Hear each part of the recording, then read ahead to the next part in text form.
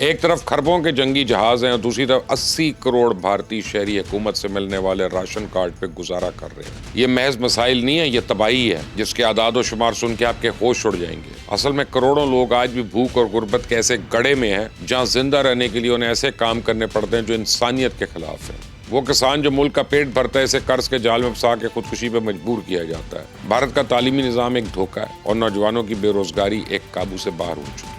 ایک ملک جو اپنے غریبوں کو بھوک، بیماری اور جہالت سے نہیں بچا سکتا کبھی بھی عالمی طاقت نہیں بن سکتا۔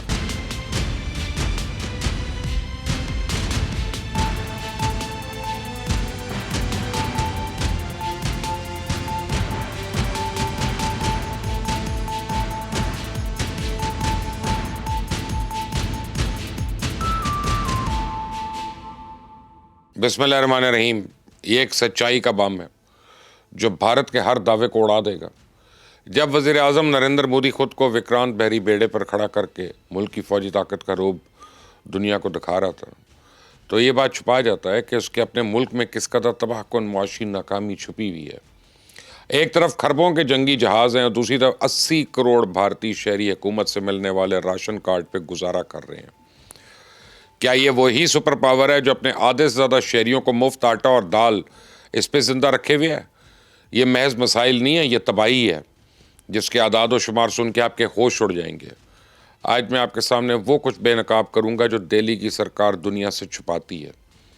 بھارت کے نام نہاد ترقی کا محل کھوکھلا ہے۔ بھارت کا یہ دعویٰ کہ وہ خوراک میں خود کفیل ہے باقاعدہ ایک سفید جھوٹ ہے۔ اصل میں کروڑوں لوگ آج بھی بھوک اور غربت کے ایسے گڑھے میں ہیں جہاں زندہ رہنے کے لیے انہیں ایسے کام کرنے پڑتے ہیں جو انسانیت کے خلاف ہیں۔ کوئی بھی ملک اپنی ترقی کا دعویٰ نہیں کر سکتا جب اس کے شہری بھوک سے بلک رہے ہوں۔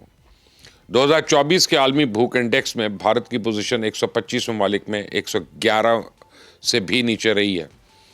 یہ ایک ذلت آمیز کارکردگی ہے۔ اس کا سیدھا مطلب یہ ہے کہ بھارت میں لوگوں کو کافی اور معیاری خوراک میسر نہیں ہے۔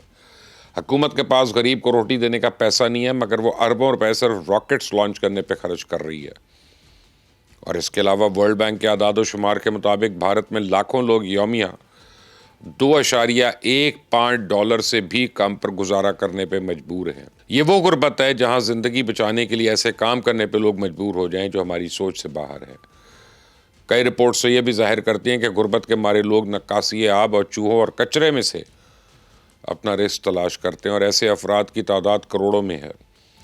لیکن اس کی ایک بنیادی وجہ ہے یہ لوگ فاقہ کشی سے بچنے کے لیے خطرناک خوراک پہ انحصار کرنے پہ مجبور ہیں۔ یہ بھارت کے نام پہ ایک دھبا ہے۔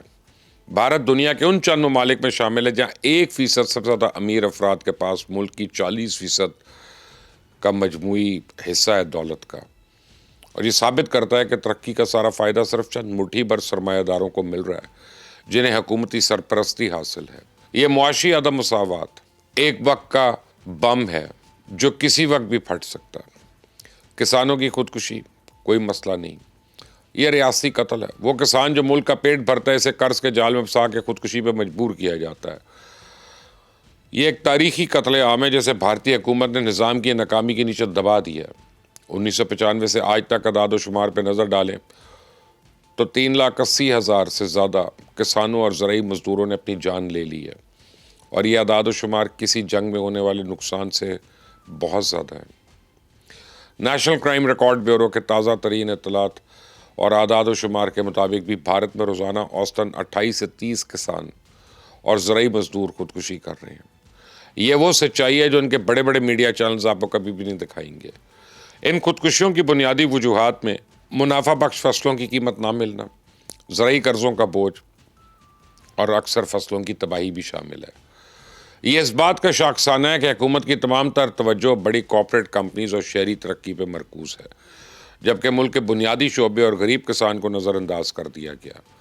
حکومتی قرض معافی کے اعلانات اکثر سیاسی ڈرامہ ثابت ہوتے ہیں جن کا فائدہ چھوٹے کسانوں کو کم ملتا ہے۔ بھارت کا تعلیمی نظام ایک دھوکہ ہے اور نوجوانوں کی بے روزگاری ایک قابو سے باہر ہو چکی ہے۔ بھارت کے نوجوان نسل جسے ان کا سب سے بڑا اثاثہ کہا جاتا ہے آج بے روزگاری کی زہر سے مر رہی ہے۔ 15 سے 29 سال کی عمر کے نوجوانوں میں بے روزگاری کی شرح دوسرے ممالک کے مقابلے میں بہت زیادہ ہے۔ حکومت کے اعداد و شمار کے مطابق بھی शहरी इलाकों में तालीम याफ्ता नौजवानों में बेरोज़गारी 15 से 20% तक रहती है। हर साल करोड़ों नौजवान इंजीनियरिंग, मेडिकल और आर्ट्स की डिग्रियां लेकर निकलते हैं, लेकिन 90% से ज़्यादा इनको इनकी काबिलियत के मुताबिक नौकरियां नहीं मिलती।